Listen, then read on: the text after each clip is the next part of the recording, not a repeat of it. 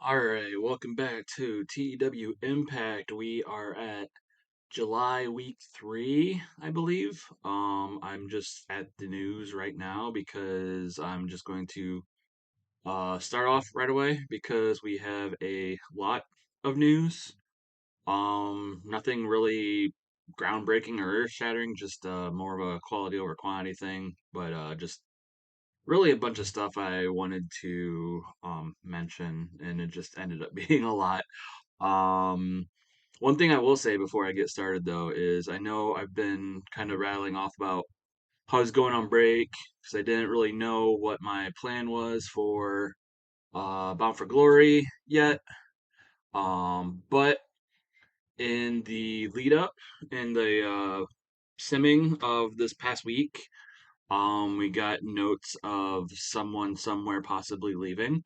I'm not going to say who, or from where, but if it's someone I do want, and if someone that if I can get, I think we can build them as a really big draw for um well, I wouldn't say really big draw for Bound for Glory, but a plan will hopefully come is kind of forming in my brain thanks to them and this news. But like I said, plans can always change. And I was kind of like I said, I don't know if it'll be a huge tide changer. The Samoa bringing in Samoa Joe for a month wasn't exactly for us. It helped a little bit, but not a lot. Didn't really wasn't really as earth shattering as I would have hoped, but yeah. Enough about that since it's far from being a thing. So, something we'll have to just wait and see if it happens, but something I would like to happen. But anyway, for our numbers, before the impact got its zero point 0.1 as usual, 30 overall rating up from 28, and Impact's TV rating was a 0.30 up from 0.29, but overall quality was 42 down from 43, and attendance was 325, just 2 down from 327. So kind of just holding steady, I guess. BTI doing, at least a little better. Our TV rating kind of getting that post pay-per-view bump. We'll see if we can maintain that. Ratings, just a 1 point drop, so nothing huge. So kind of holding the line. We'll see if we can maintain that throughout the weeks and what's to come, and especially this week. Um, Impact news overall. This was really just mostly a week of contracts. Um, Jonathan Gresham requested a pay raise from $50 per show to 110. Granted him that. We did sign referee Mike Posey when he left, or since he left AEW. As a former TNA ref himself, we signed him to a written contract, and kind of the reason why was that it's the final month of referee Daniel Spencer's contract. Um, I don't know yet if we're going to keep him. We might be good on referees, but when I looked at his stats and like they were decent, but a 2 year referee with like a 2 year career versus a like 20 plus career as Mike Posey has, it's kind of no brainer to at least bring in Mike Posey. So no word on if we will keep Daniel. But you know, we'll find out. We got a month to decide. We did extend a written contract renewal to Black Taurus, like right before Impact, so we haven't got an answer, but I don't see why he wouldn't accept. And then Alex Shelley signed yet another one night deal for AIW, appearing on an episode of Go for Broke. This time he defended the IWTV Independent Championship against Carl Anderson successfully. So Alex Shelley, like I mentioned before, Alex Shelley signing these multiple one night deals with AIW kind of worries me, especially after losing Cardona to an exclusive.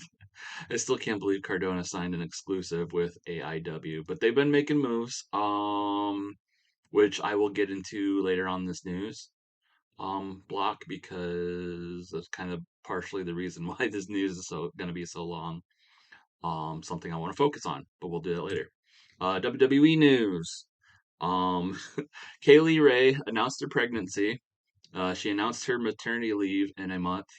And then, like a few days after she announced her pregnancy, she lost to Cora Jade in a tables match at NXT Takeover 43. I'm not exactly sure if you should be wrestling in a tables match um, if you're pregnant, especially even if you're early on. But that's what happened.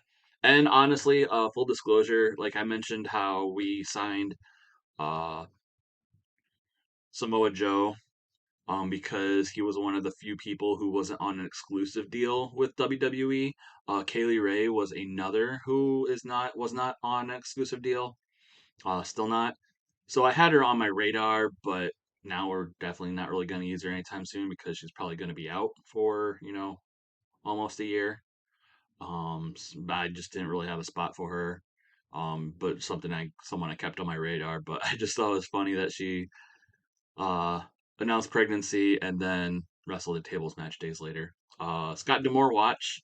Like I mentioned, we had Takeover this past week. Scott D'Amore not only wrestled but lost to Santos Escobar in the semi-main event of Takeover. So the second to last match. I don't remember what the main event was. Takeover wasn't really that um, notable for me to capture the whole card, so I didn't. I just thought that was funny. We'll probably be keeping tabs on Scott D'Amore booking booking himself in the semi-main event. Not only that, he did relocate to the southeast. So he didn't relocate to the southeast for us, but he did for NXT. So let's see where he stands there.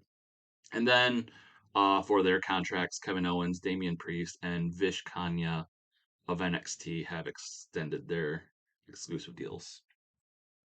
American news overall. AEW, the only news I had there was Chuck Taylor debuted a cool catchphrase. So I'm taking that in this universe that they finally allowed Dustin to say shit on TV. So I'm just gonna say Chuck Taylor's cool catchphrase is saying shit on national cable TV. So PWG Cody Rhodes made his PWG debut, defeating Brody King in the main event of their Three Mendes event this past week.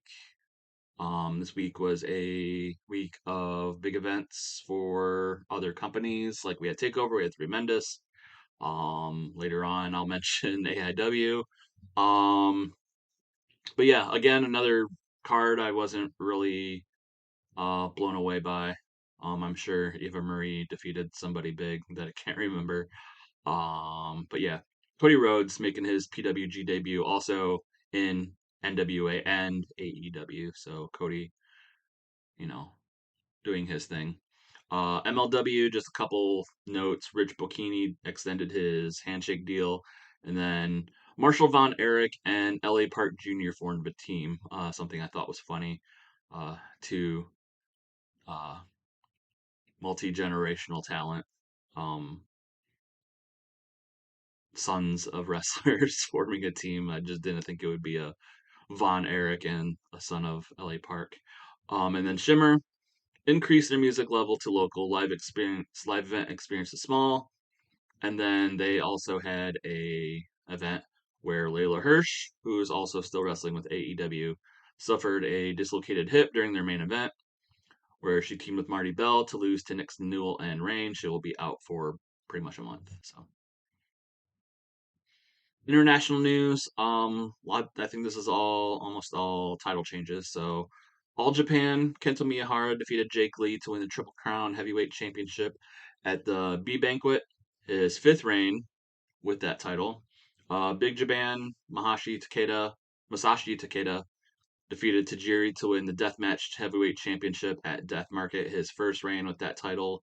Stardom, Starlight Kid defeated Saya Kamitami to win the World of Stardom title, her first reign, and then also Maika extended a handshake deal And then something I wasn't going to originally wasn't going to mention, but wasn't sure. And I mentioned Progress. I wasn't sure if they were in a deal in this game, but they are. And then also Travis Banks defeated Mark Haskins at Chapter 133 to win the Proteus title, his first reign. And I was sitting there, I was thinking, like, why does Travis Banks sound so familiar?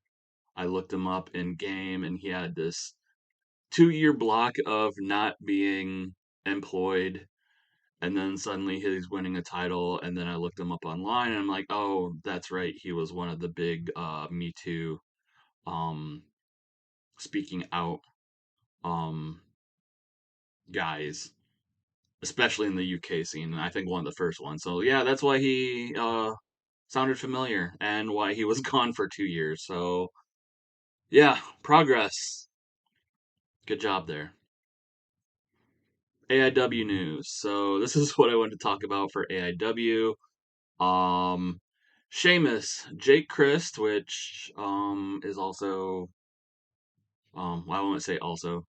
He's not the his brother was the speaking out one of the speaking out guys, not Jake, but still debatable considering he's an Ohio guy. But I don't want to say anything I don't know, but like there's Jake Christ is like a Dayton guy, and AIW is Cleveland, so I'll just kind of leave it at that as far as I know. But Sheamus, Jake Christ, Leo Rush, Britt Baker, and Angelus Lane have all accepted handshake deals.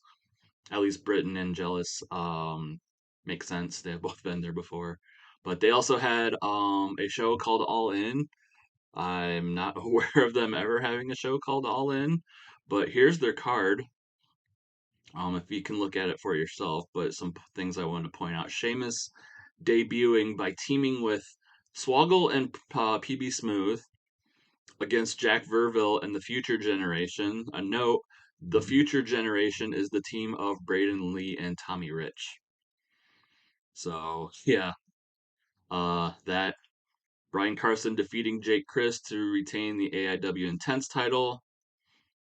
Um, them signing Britt Baker and Angelus, and not using them, and running Allison Kay versus Angelina Love for like the fifth time already for the women's title. And then Eddie Kingston defeating Carl Anderson, Leo Rush, and Jimmy Jacobs to retain the Absolute title. Um, and then I think it was after this where Alex Shelley comes in and defends against Carl Anderson his uh, IWTV title. So things happening in AIW. I can't exactly tell you what. Um, but yeah, and Matt Cardona defeating Shane Douglas. So that for good measure. Retirements announced Tonga Fafita, aka Haku, aka Mang, Brad Reingans, ODB. ODB, we might bring in for a send off. That would probably be a good send off for her to have. So something to keep in mind. Naoya Ogawa and Short Sleeve Samson. Officially, in effect, Brian Blair, Laney Poffo, Tank Tolland, Osamu Nishimura, Ron Killings, who is still employed by WWE, but as a manager, so he's just retiring from wrestling. Brutal Bob Evans and Roy Lloyd, aka Glacier. And then we go to Before the Impact. I start off with Diener defeating Yasutaka Yano. Um, Plenty of cheating to the point where he gets or doesn't quite get disqualified, but basically something to put Diener over a little bit for something to happen later. And then we get Raj Singh and Shera coming out. Basically, they cut a promo about how they approached Falaba last week and want him to come out to the ring to accept their invitation to join their group because they cut a speech about how they've toiled in obscurity. They've been on Before the Impact. They've had stupid fan favorite gimmicks that have gotten them nothing, gotten them nowhere, gotten them no fans, no appreciation from the fans. And they saw that Falaba is taking the right steps by abandoning that too. So they feel that with the three of them on the same side could, between their size and strength and now like all of their determination to, be taken seriously after all these years. So they call Falaba out and um, extend their hands, and Fala does accept. So now we have a group of Raj Singh, Shera, and Falaba demanding to be taken seriously. I don't have a cool name for them yet. But yeah, um, they're joining forces to basically make everyone see um, that they're not jokes anymore. And then Zhaozia defeating Killer Kelly to retain the Impact Digital Media title. Afterwards, Masha Slamovich came out and brutally beat down Zia, turning heel, which I will get into later.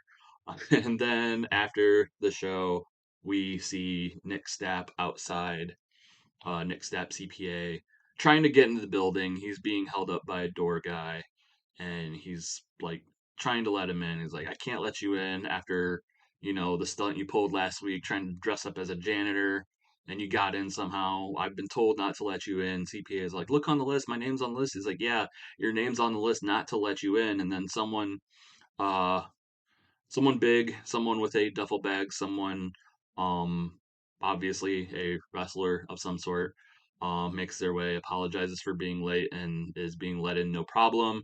And Nick Stapp, CPA, is like, "Wait, you let that guy in, not me? Who the hell's that guy?" And the guy turns around and looks at the camera. And is like, "I'm Joe Hendry," and that kicks in his theme song. That's how we end before the impact. So Joe Hendry making his debut in Impact. We are really not doing anything different than what he's doing now on Impact. Maybe, um, well, I'll probably get into it because he will show up on Impact, but we are going to kind of use him as a sort of motivational leader, I guess. More so now he's just kind of like a general goofball that does songs. We can still do that, but we're kind of hopefully going to weave him in into motivating CPA into, you know, doing better things and doing better than what he is now. So something to build to. But Joe Hendry's here in Impact.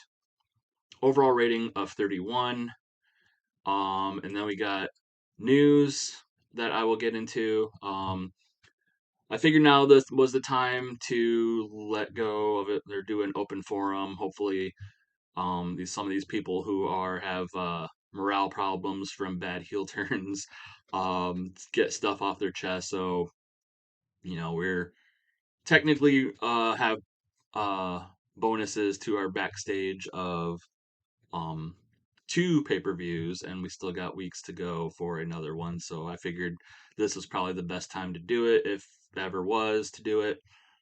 So we have Robert Evans, Matt Striker, Black Taurus, Hernandez, Chelsea Green, Zicky Dice, Brandy Lauren, and VSK all voiced their frustrations, all got a small morale boost, yet all are still at annoyed status. So I don't know how much of a morale boost this open forum actually gives them, but I don't think I've ever seen anybody change their annoyed status off of this.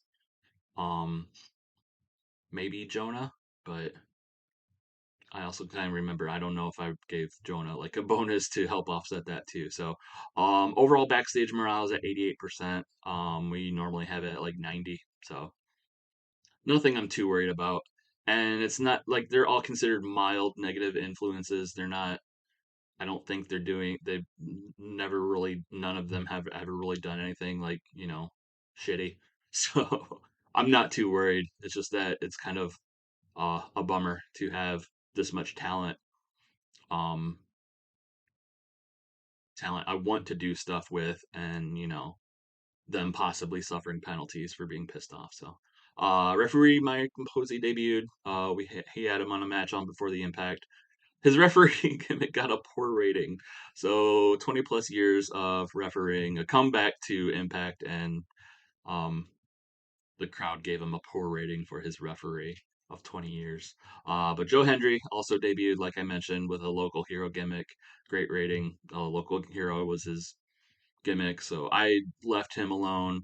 Basically, like I said, not really gonna do much different than what he's already doing on TV, just in a different focus, I guess. And then now, after having that open forum and turning Masha Slamovich heel with her attack on Jalzia, now that turn went bad, and now she's annoyed. So that's good. I thought there was a setting, and I thought I set it to where the timings, like it's like enable disposition timings. I disabled that, and I thought that meant if turns, like timings of turns and dispositions and whatever didn't matter. Apparently they still do, so I don't know what that setting actually does, but now yet another to add to the list of bad heel turns not working out as well as I had hoped. So, or bad or sudden, I guess. I did have Masha Slamovich's heel turn like set for like past couple weeks, but sometime I guess I don't know if you have to tell them. I know some segments will say like, "Oh, they're teasing a heel turn or teasing a face turn," but some don't. I don't know why. It's probably like segment specific, but yeah, suddenly I guess this is considered a sudden turn, even though I built it up for at least a week or two, and now she's annoyed. So another one to add to the list, I guess. So I think that's it. And we will go to Impact. So we start off Impact with the debuting Joe Hendry, who just made his who just walked in on before the Impact. Walked in late to the tapings, but nonetheless he's here. Joe Hendry defeating Hikuleo in 805. Basically just establishing Joe Hendry onto the roster. Like I said, just imagine him as he is now on Impact with the theme song and the funny videos, but hopefully eventually, we are going to incorporate him into the CPA angle that I have set, but um for now, just trying, establishing him as a name and giving him a defeat over, someone we haven't really used, but someone with, I guess, some sort of a name. Um, so not like a complete squash, but you know, whatever. Joe Hendry defeating Hikuleo to start off Impact with a 33, so that's not too bad. And then we go to Swinger's Palace. We have Johnny Swinger, we have Zicky Dice, we have Johnny Bravo. We don't have Hernandez because Hernandez has a tag team title shot later tonight. And Swinger admits like he's happy for Hernandez, but he admits he misses him, and the place, the Swingers Palace, doesn't feel right without him. We need some. I don't know if we need a bodyguard or somebody, but I think we might need some new blood to liven the place up. So just kind of them just commiserating amongst themselves, but thinking out loud that maybe, just maybe, there could be or they should bring in someone to the Swingers Palace fold. So segment ring of 24 for that. And then we get a promo of Mercedes and Tasha Steeles and Savannah Evans and Janai Kai. Um, Basically talking about the fact that um, they after the match last week where they defeated Jordan Grace and the team of Quinn McKay, Roxy, and Rachel Ellering. Mostly bragging about the fact that Tasha, after all this time, finally got what she wanted. She finally got a pin over Jordan Grace. Cheating, yes, but that doesn't really matter to them. That's all she really wanted. And basically thanking Mercedes Martinez for directing them upon the right path. Says Mercedes Martinez foreshadowed a heel turn during this event. So this whole time she's been set as a face, and I forgot. I have her set to turn as a heel, but probably in like I've mentioned on before the Impact, and probably in her best interest, I'm not going to turn her heel right now because she'll get pissed off at me. So maybe we'll wait a few weeks and officially turn her heel. So, but yeah, just basically promo. Tasha and the crew feeling energized now that they got wins underneath their belt, especially Tasha with a win over Jordan Grace. Something that she's been trying to get for months and hasn't been able to do till now, and with the help of Mercedes. So, segment rating of 25 for that. And then we go backstage where we see Jordan Grace. She's, in a locker room. Well, a locker room. She's somewhere backstage. And bummed out. Um, Probably bummed out to the loss. The loss that we just mentioned from last week. And her husband, Jonathan Gresham, comes up and he's just like, "Oh, what's wrong?" And Jordan Grace is like, I shouldn't have lost last week. I don't know what's up. My mind's been off of things. You know, I don't know what's going on. I guess I lost to Mercedes at against all odds. I lost to Tasha Steeles last week. I don't know what's up with me. And Jonathan's like, don't worry about this. You got this. Win or lose, I've been proud of you this whole time. And I remember back at for Slammiversary, Impact was telling me to step up or asking me to step up, and I didn't feel like it was my place to step up, but they asked me to join that Lethal Lockdown team. I felt like I couldn't do it, but you stepped up. You stepped up for me, and and you killed it in that match, and stuff like that is why I'm proud of you. So win or lose, I'll always be by your side. And basically a heartwarming segment between Jordan and Jonathan Gresham. So Jordan kind of in the rut that maybe Gresham was a few weeks ago, a few months ago, but they're going to work through it and they're going to work through it together. So segment rating of 34 for them.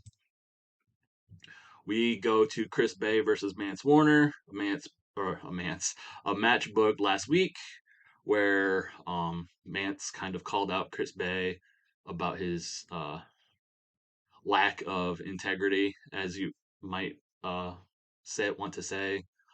Mance accepting that he got pinned by Swerve at against all odds, but Bay, attacking him afterwards, even though he was pinned at Slammiversary. So now we got this match, but Chris Bay defeating Mance Warner with a handful of tights. So Chris Bay getting the win, but cheating.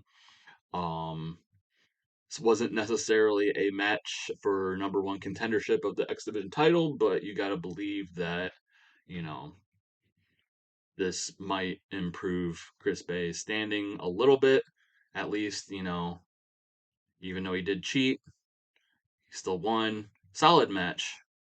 46 rating. Chris Bay having an in-ring or 48, Mance a 42. So that's good. Mance still able to hang in the X division of sorts. Again, something I didn't necessarily have planned, but Mance in the X division is actually, somewhat working out. So, and then we go backstage where Swerve, the X division champion, is watching on a monitor. The match had just happened. He's just kind of, shaking his head, just kind of disappointed in Bay for, going out, getting a win the easy way, if you will. He turns around and he bumps right into Danhausen, the holder of the X Division title shot for from Feast or Fired.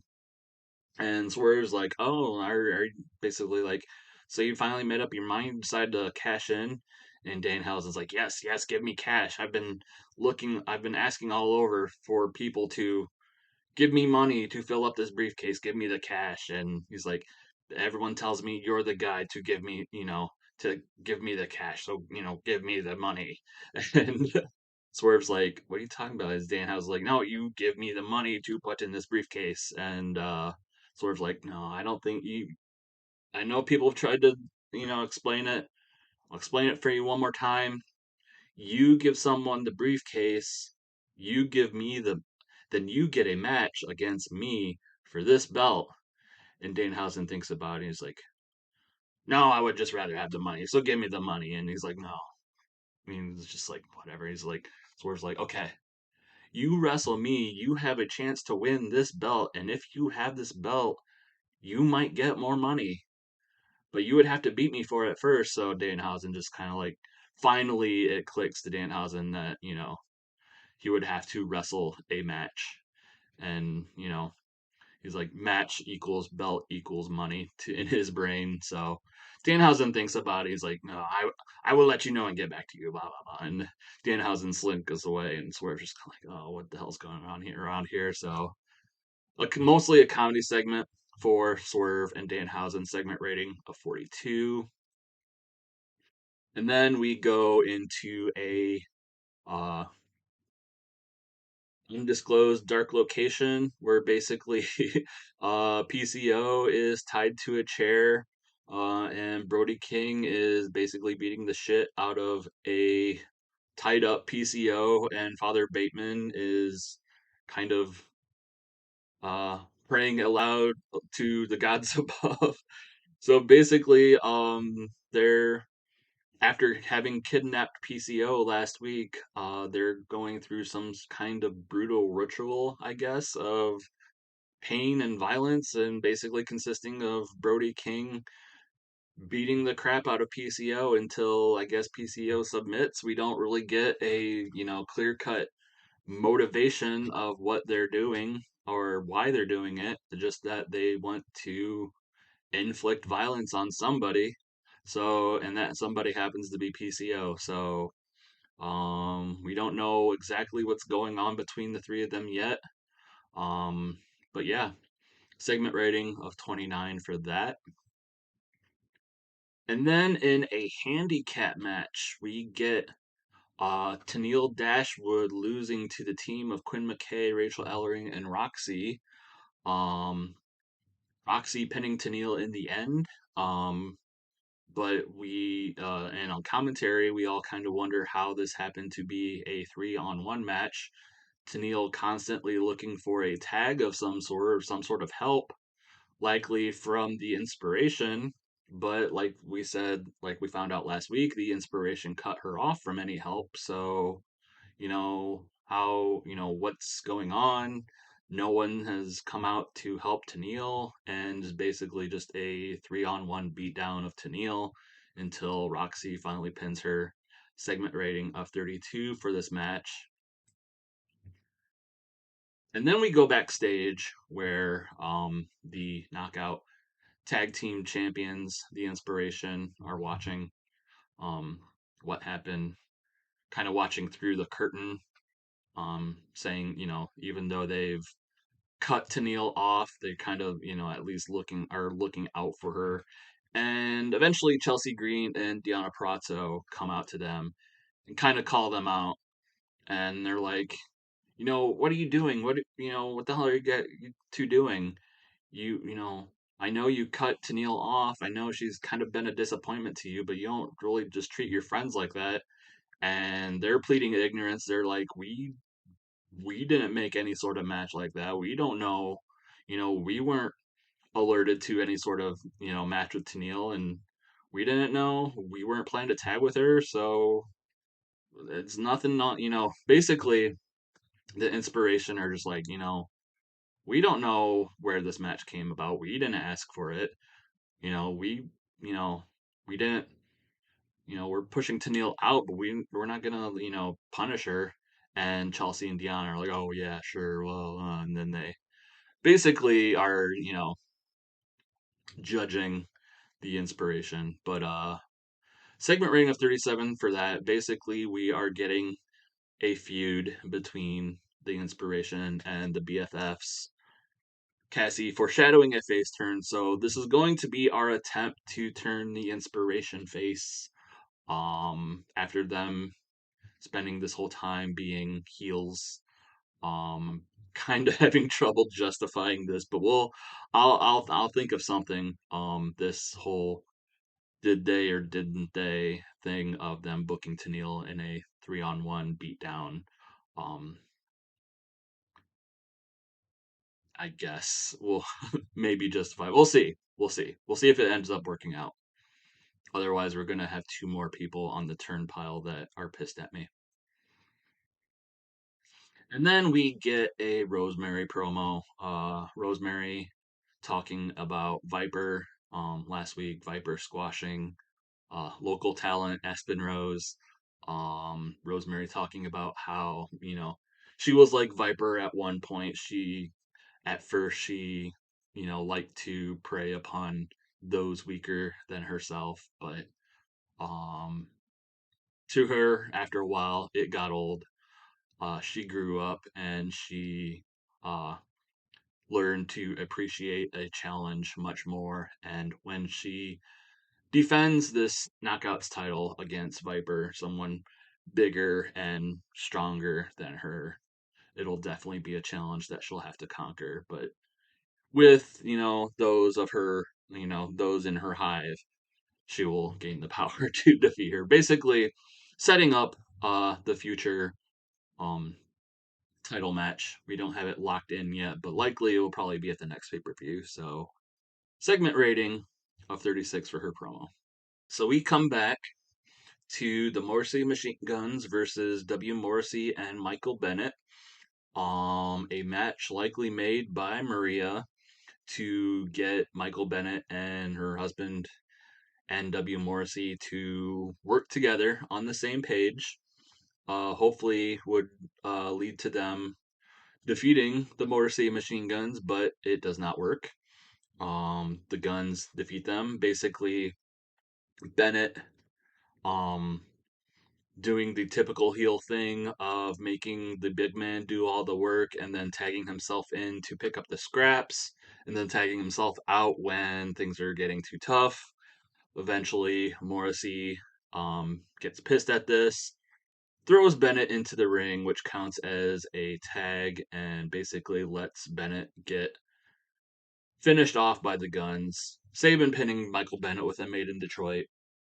Segment rating of 42 for that. So a way to push the guns more, closer, more towards back into the tag title scene, and then push the program of Morrissey and Bennett and Maria's crew in general, that storyline of them generally not being able to coexist. So the guns over Morrissey and Bennett with 42.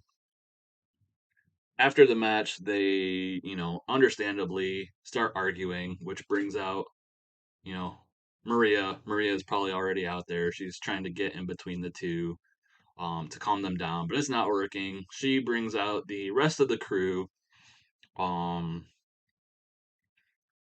and basically it doesn't come to blows, but they have to pull each other apart. But eventually, Matt Striker takes the microphone and he gets on the microphone. He's like, "While you guys are selling your beef, take that backstage. I need to take the time in the ring and apologize to somebody. Anyone who watched Before the Impact last week knows that me and my former colleague D'Lo Brown got in an argument. I said a lot of things that this past week I've reflected on and come to regret. So I want to call D'Lo Brown into the ring for a formal apology." D'Lo and Ian. Ian's probably telling D'Lo not to deal with it, but D'Lo steps in anyway, and it's just him and Matt Striker one on one in the ring, and Striker is basically like, I'm, about all the things I said last week about how, you are my friend, and I'm in the wrong. I took advantage of our friendship. I, maybe got too much in my own head. He's like, I'm sorry. And eventually he's like, I'm sorry that I had to do this. Eventually, Matthew Raywalt, Steve Macklin, and Black Taurus all come out, surround the ring, eventually get into the ring, and start beating down D'Lo Brown at the command of Matt Striker. Uh, at first, no one to really help them. Ian Riccaboni, calling out for anyone to come in and stop the beatdown of his commentary partner. Eventually, that brings out Dalton Castle and the boys. The boys um, they get a few shots in. Eventually, the heels all powder out. Striker commanding them out, doing, him, them doing what he wanted them to do, which was just beat down D'Lo Brown. That was done. That was the message he wanted to send. So he doesn't really care about Dalton and the boys, but the fact that Striker finally got one over again on D'Lo Brown, faked out his supposed apology, and so D'Lo, having been beat down, likely be out the rest of the show, even though I probably did not set him to be. But segment rating of 30. Boy number one getting better at his gimmick, so this might set up a future match, 3-on-3, wink wink. But Dalton Castle and the boys having enough sense to save D'Lo Brown in the end. And then backstage, we get the Trey Miguel and Sam Beal backstage, hanging out, likely talking, strategy, future, plans, whatever they, talking about their future. And eventually, Brian Myers and the Learning Tree, Avery Good and VSK, come up. And Brian Myers is like, "Oh, Sam, we meet again. I look at you and I can't help but want, you talk about how you wanted to be taken seriously as a wrestler and be taken seriously as a tag team, but I know if you had stayed under my tutelage, you could have been there by now. But no, you had to break off. You had to go hang out with your friends or whatever. And now look at you. The guns don't take you seriously. The wolves won't take you seriously.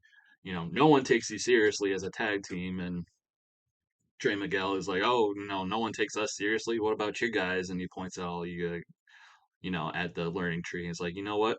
We'll prove to you how serious we are. How about us versus your two goons?" Pointing at Good and VSK. And Myers like, "Oh, you want to. This is what you want to do. If this is what you want to do, if this is the path you want to go down, Sam, you know, fine. I guess we'll make it for next week." So next week we got a match. Trey Miguel and Sam Beal versus Avery Good and VSK. Segment rating of 27.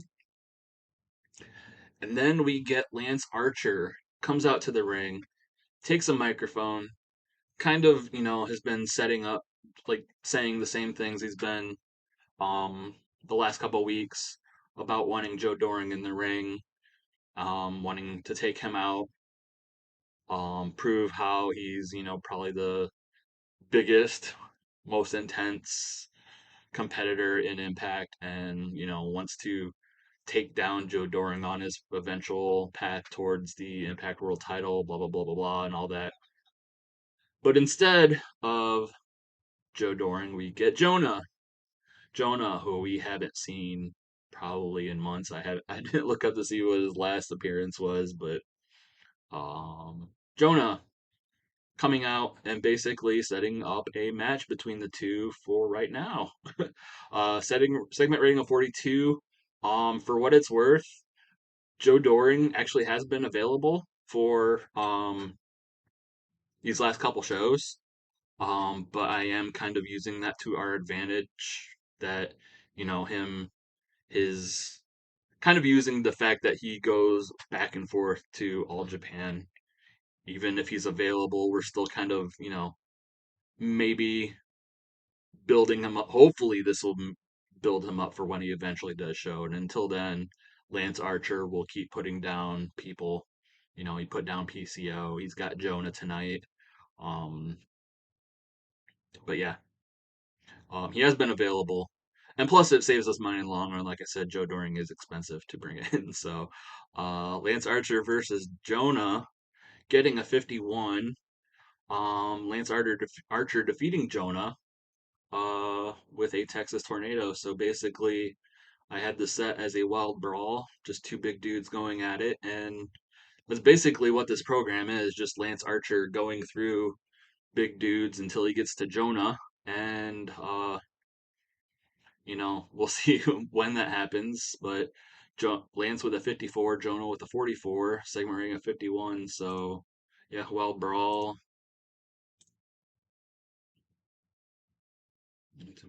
Yeah. So yeah, just this. We just got like a, I guess, a Haas division, if you will, and we got Lance Archer, we got Jonah, we got Joe Doring, we got a bunch of people that PCO who has his own problems right now, but Lance Archer went through him too. So Lance Archer putting down Jonah, segment rating of 51. Backstage, we get Jake Something talking to Rhino. Rhino having lost the hardcore match against Damien O'Connor last week. Jake asking Rhino how he's doing, and Rhino's like, I gotta admit, I'm getting older. I'm getting beat up. These injuries, are getting beat up. It takes slower and slower to heal sometimes, but I'll be doing all right. But Rhino, he's got to tell Jake something. He's got to tell Jake something that he's like, you know, I know you're going after EY or EY's going, Eric Young's going after you. You know, I I wouldn't take him lightly. I've wrestled him. I've wrestled with him alongside him, wrestled against him, and he's tough, and he's got someone Damien O'Connor watching his back who might be even tougher. Um, I know you're trying to prove yourself as possibly the future of Impact, but just be careful out there, okay? I mean, I know you got youth on your side, might be able to bounce back better than I have, but I don't want you to come to the time where you're as old as me, as old as Heath. Got injured, and I'm, starting to get broken down, and I just don't want you to run into the brick wall like I have. And something takes that to heart. Is like, thank you, but you know, basically something he's got to do. So something, uh, you know, continuing his feud against Damien O'Connor and EY. But at least he's got buddies in Rhino and Heath. So segment rating of 35 for that. Rhino getting his better at his new gimmick, which was already better than his old gimmick, so that's good. We go backstage to where GM Miller is interviewing Ace Austin.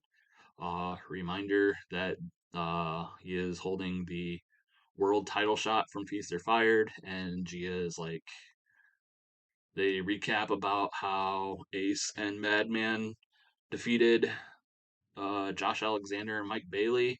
And basically, Austin's gloating about that, getting their big win. Eventually, Mike Bailey interrupts the interview and gets in Austin's face. Is like, I know you pinned me one on one, or I know you pinned me in that tag match, but you had a lot of help. You had a lot of gimmicks you brought in. I'm betting you can't do that one on one, and I'm betting you can't do that next week. I'm calling you out, and I want a match next week, you and me one on one. And Austin just like kind of looks at Fulton and just shrugs, like, let's do it.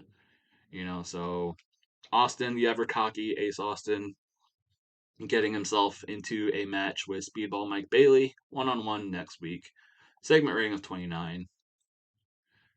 And then we go elsewhere backstage where the Impact World Champion Josh Alexander is walking. Eventually, he finds who he's looking for, which is Jeff Jarrett. Uh, Josh immediately is go off the back. He's like, you know, I know I said a lot of things last week. I'm sorry. I didn't, I didn't mean to I know what you're doing, and I know you mean well. I know you're coming back to Impact. You built this place. You started this place. You love this place, and I know, you know, you probably don't mean to get in people's way. And I'm not saying you're like not trying to infer that you're too old to do this anymore. But he's like, I just want to apologize for what things I might have said last week. But, all this personal stuff that's been going around lately, I just don't want anyone else to be getting caught up in it. That's stuff that I want to do on my own, stuff that I want to prove to myself and prove as a champion. And Jeff's just like, ever so humble Jeff Jarrett, just like, I get it. You know, I know what you said last week, and I know there's no ill will behind it.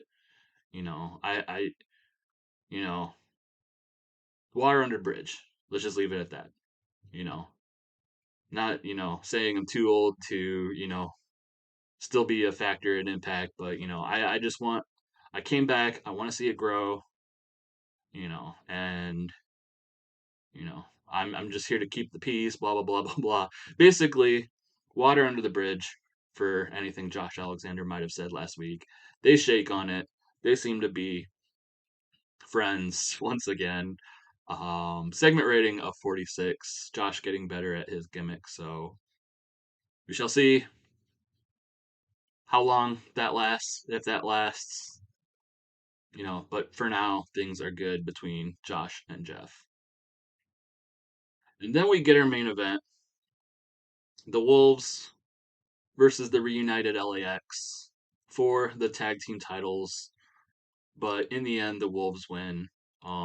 Segment rating of 47 overall. Um, I was kind of worried that, considering their age and considering both, well, really both men have kind of been knocked down the card, that they wouldn't be able to pull off or be able to hang with the Wolves. In ring, maybe not, but like, considering Davies 60, Eddie 59, Homicide 45, Hernandez 28. So, but basically, they hanged. They were able to hang, at least to a point.